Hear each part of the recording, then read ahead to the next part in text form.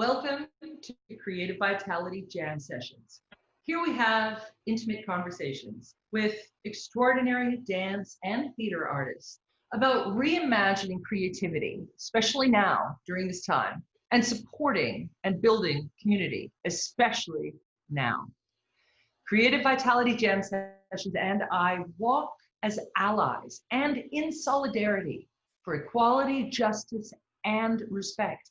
Because, yes, Black lives matter, and we will stay in motion until change comes.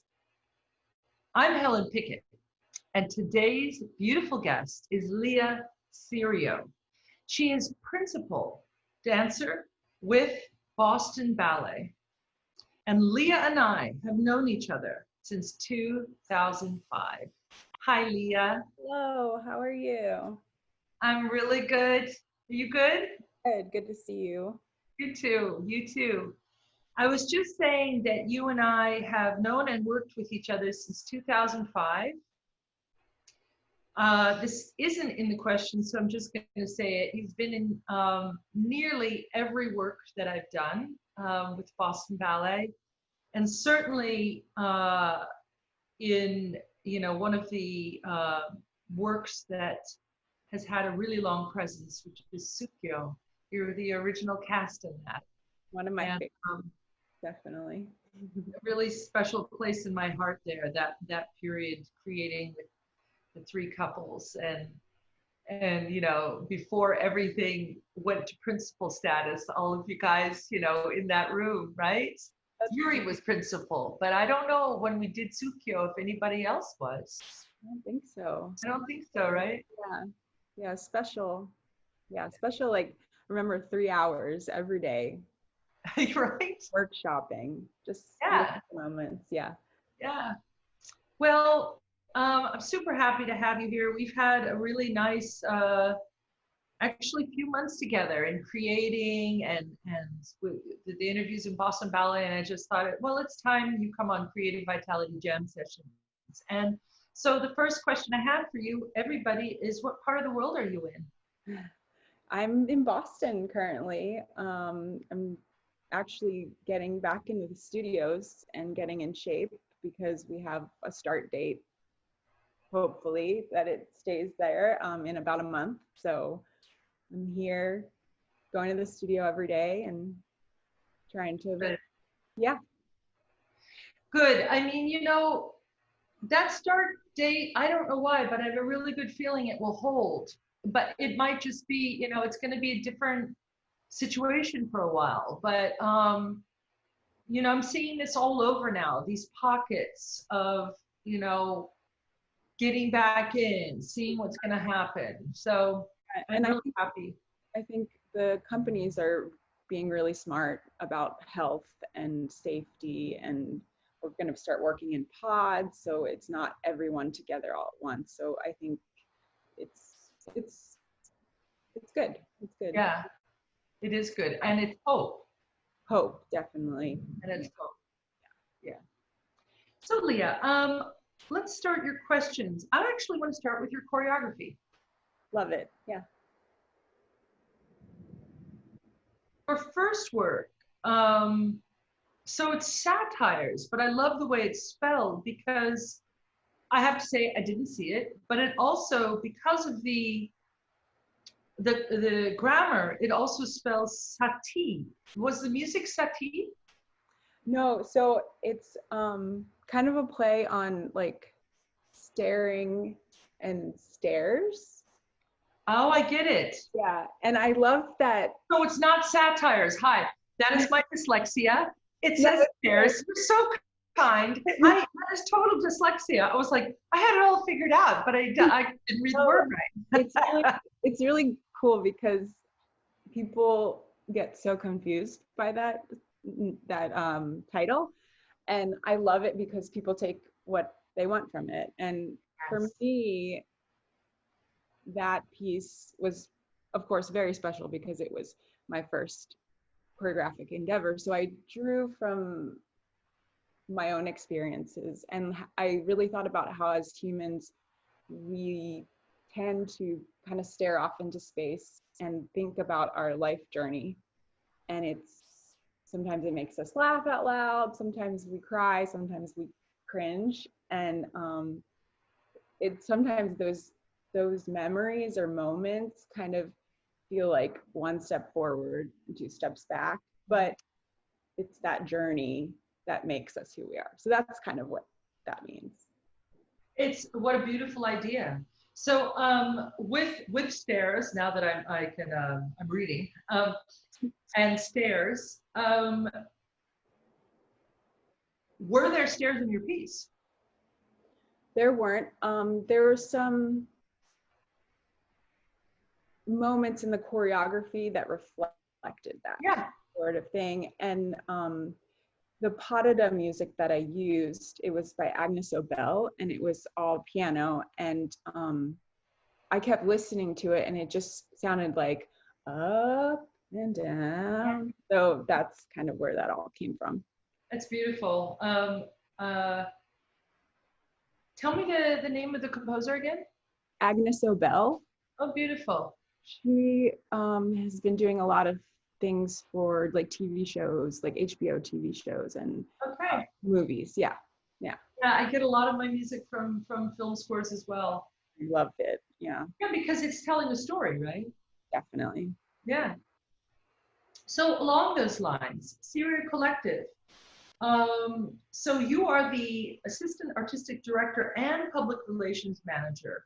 What have you learned in that journey, speaking of journey, and how has it furthered your idea as a choreographer / leader?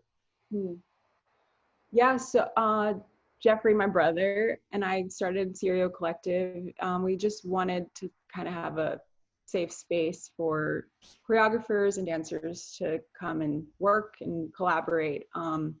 It's been an amazing learning experience, definitely. You think that you start a company and you're like, oh, this will be easy. It's nothing, it's small. But there's so much work to be done constantly. And, I've learned so much about fundraising, how to do that creatively, filling out grants, how difficult that is, what a process that is. And, leading gracefully, but getting something done with your company, with the dancers, is really what I've been learning from it. It's shaped how I work in the front of a room, and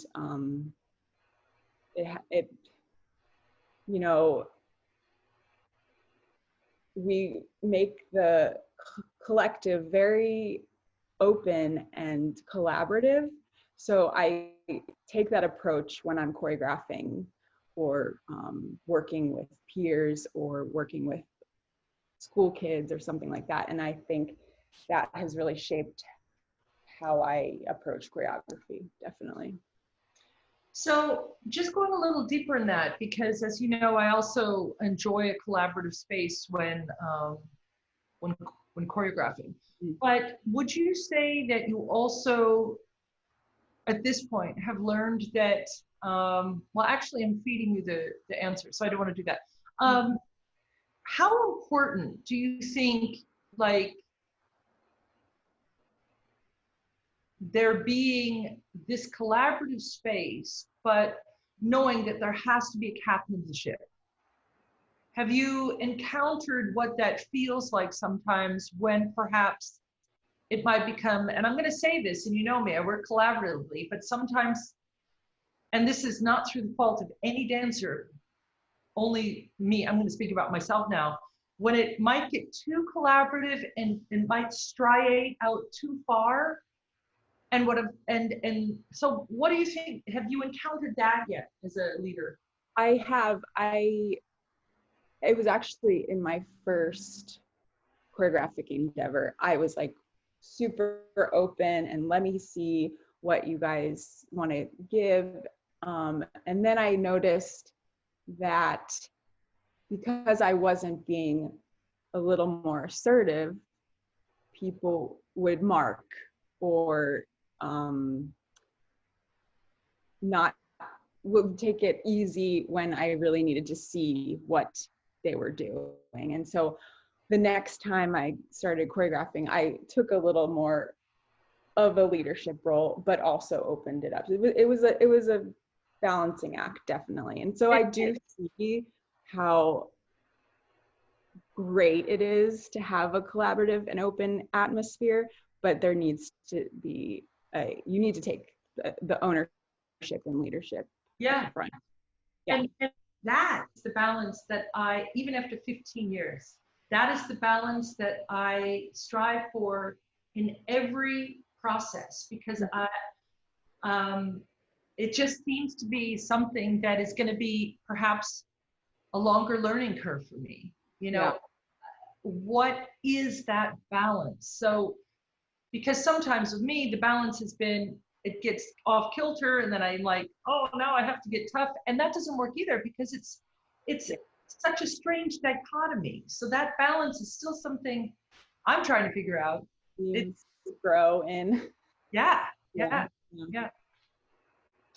Okay.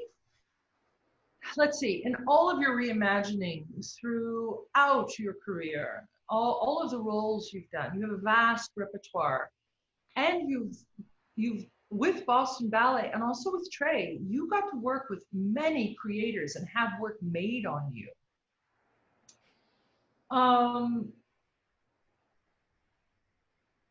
What are the turning points, I guess, what were the turning points in your career that,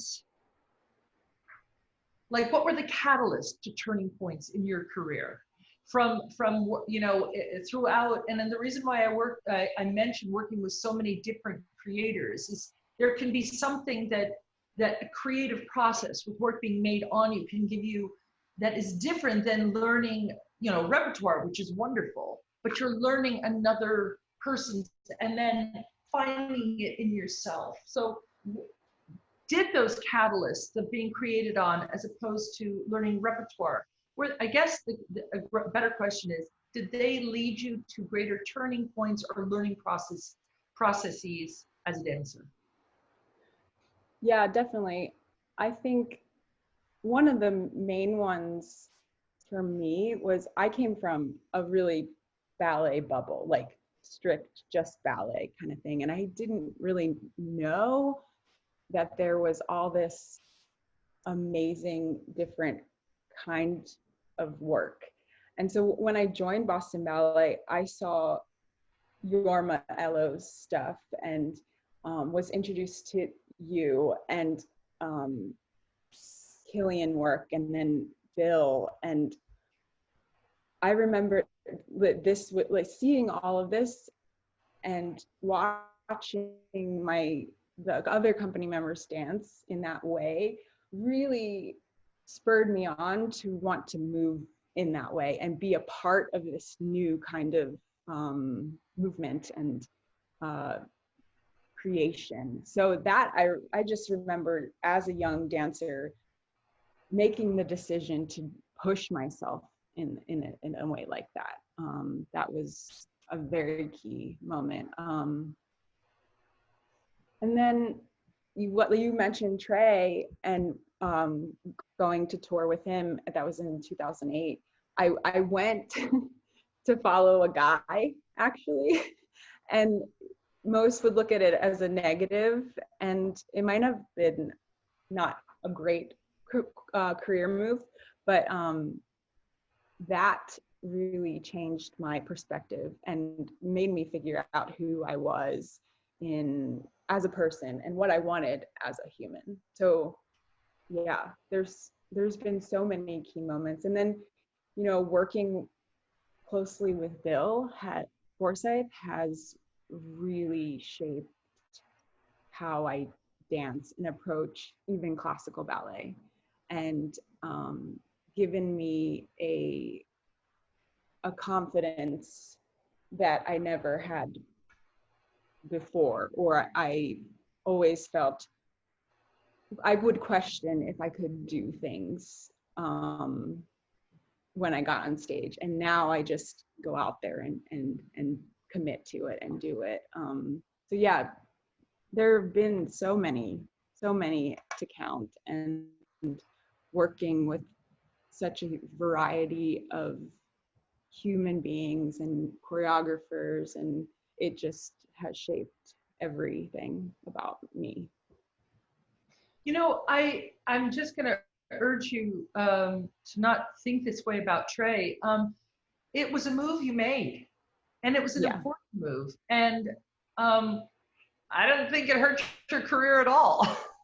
You know, and it opened your eyes. You did a lot of touring, and you know, it's what you needed at that moment. It's true. And yeah, I think at the moment it seemed negative, but then afterwards it was the best thing I had ever done for myself. Yeah. It was a step toward independence. Definitely. And that's huge. Yeah. And that independence kept growing in you. So when you meet someone like Bill Forsyth, this iconic person, and then, you know, he's such a great coach, man. You know, I know that, you know, 11 years with that guy, the coaching's amazing. You know, so that independence, of course, it gets to bloom when you're ready, because you are ready to work and take all of his information. For sure. Yeah. There's another part. So what paths continue to open up as you grow into your art form? Yeah. For me right now, I feel like choreography, stepping into a choreographer role has really opened up my path towards greater artistry and more openness to creative thinking. Yeah, that has been a big catalyst in who I am now and where I'm going in the future, for sure. Yeah. It came at a really important time. I was doing wonderful as a principal dancer and things like that, but I felt like I had become a little stagnant, and choreography presented itself, and it was exactly what I needed to push my boundaries a little bit more.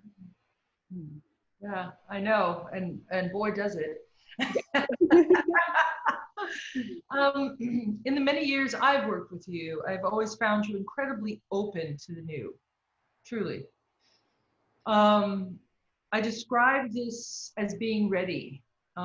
It's not always the case with principal dancers. The idea of trust in a dancer's ability gets confused with the idea of room for growth. So it's like, it's funny, like those things start living separately. Like, and I understand it, because you get to a certain point, and I remember this in your career, and you're like, why are there still questions being asked of me? You know what I mean? I'm here, take me for who I am. And I think that is a confusing line. Like, because what I've learned now is, you know, nobody arrives. No human being arrives. And so I wanted to say, how do you approach your art so that how do you approach your art in this open way? And do you think it has to do with trust in oneself and trust in the idea that art can never arrive? I don't know. Yeah. Well, thank you for saying that about me. But, you know, I've always approached my work thinking that there's something else to learn, like the ache to keep learning.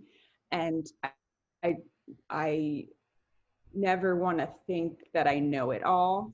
And so I want to see what people are going to give me and take from that. And I think it is definitely a trust in oneself and a vulnerability, being vulnerable to hearing what someone has to say. And I think it's also it also depends on who you're working with. Like for you, working with you, Helen, it's, you want to coach us, you want to work with us and collaborate with us and figure out the best that we can be. And so in turn, I want to give 100% of that or even more.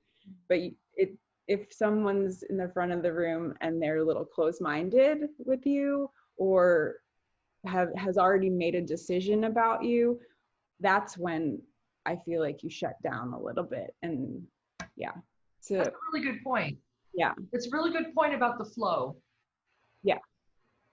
Yeah, because yeah, there have been moments where I've worked with people that it's their way or nothing, or have made a decision about me, and that makes you not want to work. I will continue to work with them. Mm-hmm. It's a harder process. It's a harder flow. There's no flow, basically. Yeah. You actually don't know where you stand with this person. Yeah. That's real. It's such a good point, Lia. It's such a good point. I mean, in general, not just as a dancer, but as a person. It's such a good point. It's a give and take always. Sure. Very, very, yeah.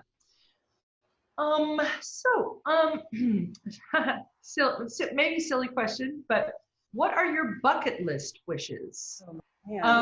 Any specific roles? I mean, why not, right? And any choreographers that you have perhaps seen in other companies or in Europe or in all over the world that you'd like to work with. So bucket list wishes, roles and choreographers. Bucket list role for me will always be Juliet from Romeo and Juliet. Yeah. And it's funny because it's come through Boston Ballet so many times, but I never get cast in it. So it's like one of those unattainable almost, but I just would love to do that role. And I'm open to like a reimagined version or a contemporary version. So maybe Helen, would you like to do something like that? You want to hear so I'm going to out Tony Randazzo for a minute. But you know what he said when he saw Cirio? He said, you should do Romeo and Juliet. There you go. Maybe this is it. I think it's time. Yeah. Okay. Okay, I'm shaking your hand. Like, so that I don't know. I just feel like I've always loved the play and just so that's that one. Choreographers, I would love to work with Killian like in person. That would be amazing. I've done so much of his work, and he's a huge inspiration for my choreography. So that would be a dream.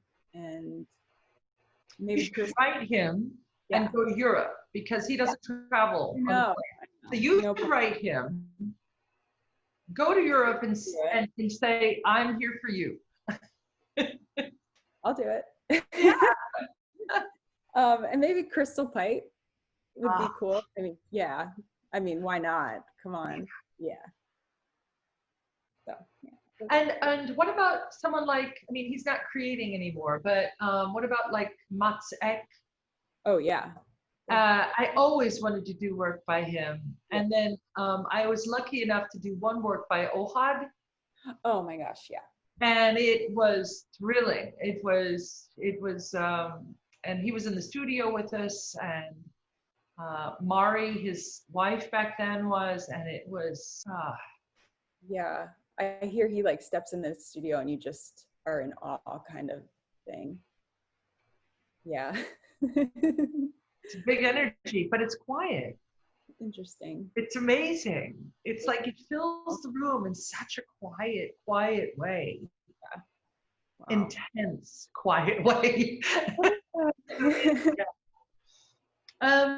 Okay. How do you see ballet evolving? Ooh.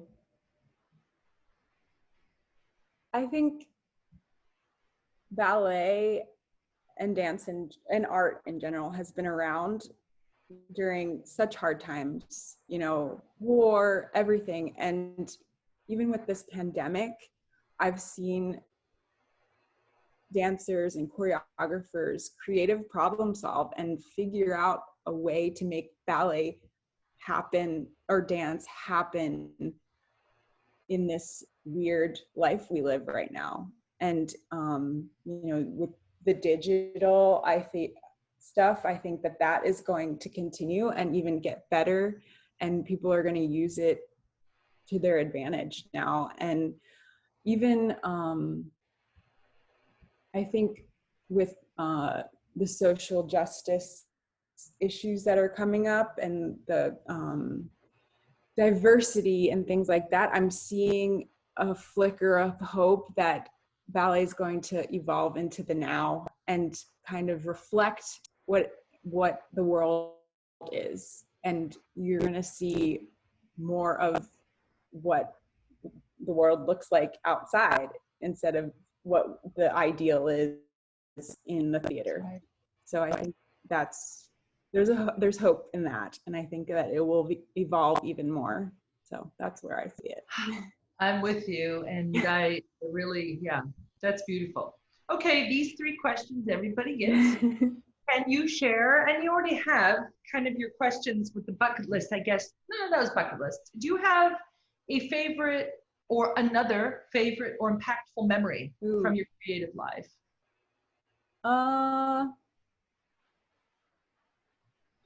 I think, well, it could be one that comes to you right now. You know, it's just one. There are so many. There's so many. That's what I was going to say. It's hard because every time you work for something and it comes to fruition on stage, that is so memorable. But one that always comes to mind is a couple of seasons ago, I did opening night Aurora, Sleeping Beauty. Oh.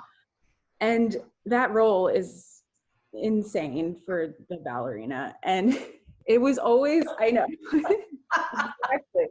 It was always so, I had done it twice before, but it was always so daunting and such a task to take on. And being opening night, that's another step of like nerve-wracking feelings. But that night it felt like everything just clicked, and every moment was so special and technically strong. And I remember just after that opening night being like, wow, that I will never forget that moment. So it was just incredible feelings afterwards. I definitely cried, like, of happiness, and yeah, special. Really special. Well, all your work paid off. Yeah. Right? Yeah. Okay. Well, let's see here. Do you have like a daily inspiration or insights that you can share, that especially during this time? About creative life or life in general?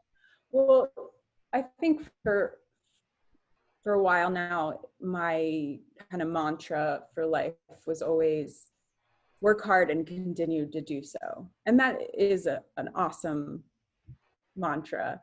But maturing now, I feel like it's also, my mantra is also dream big, but also dream big and find a way to make it happen and make those dreams happen. And you know, it's that journey of figuring out how to make those things happen and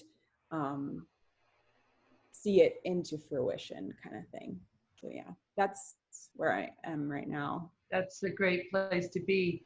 I've been saying that I've just been saying this myself and in some of the interviews, your present is your future, because I really feel for the young ones, let's say just out of college or just starting college or just starting on the cusp of a career, and they see their present right now and it seems so static, right? Inertia, such inertia. And I'm just thinking, but it's not. It is full of energy. It just looks different. Totally. It just feels different. But what you said is the implementation of the dreams now. Right. This is your future. So it's whatever, the extra sit-up or the walk in the forest or doing a talk show or or being with your community. It's your present is now and the energy is right. It's like I feel like it's so contained, it's buzzing even more. And there's no reason to sit this time out. Yes. Use it. You know, yeah. Last big question. In supporting, you alluded to this just a few moments ago. Maybe you have more to say or something else to say about it. In supporting and building a more equitable dance community, what do you believe needs to be shifted and changed? Yeah. I think with ballet and dance, there's been such a generational mindset that has been passed down and kind of bred in us to think a certain way, whether it be with racial bias or more women choreography. It's this built-in thought process that needs to be changed. It was funny because I was talking to a friend about how this summer I was able to get super tan and darker than I usually get. And growing up, my teacher would say, a ballerina has to be white as snow. Oh. Like, I know. You can't get tan. There's no room for tan, no dark skin kind of thing. And of course, I love the color of my skin and I love how dark I've gotten and I've embraced it. But whenever someone says to me, wow, Lia, you got really tan, you're so dark, there's this little ballerina inside me that cringes. Yeah. And then I kind of get defensive, like, oh, no, I'm not. And that's because it was taught at a very young age that I was supposed to be white as snow. And so that's just a small example, but it's kind of, we have to teach the next generation that these ideals from before are not now at all. And it's, I think for so long, people in charge or management have taken these issues and say, oh, it's a generational thing. We can't do much about it. And that's not an excuse anymore. And I think now people are seeing and trying to change. And I hope it's not a trend. I hope it is a change. That's kind of how I'm feeling. Yeah, I hope it's a change too. I also grew up with that, yeah. I mean, I'm like, I'm pink, I'm so white, but it's like, I grew up with that too. You don't get tan. No. And the little girls that had darker skin than me, it was really drilled into them. And you're right, there's no excuses anymore. There's none of those excuses, and there's no place, there's no excuse, and it's not that we are beyond it, because we're not. But the need to be beyond it is so huge right now, and even I hear myself talking in future terms. The fact is, it's now. Yeah, definitely.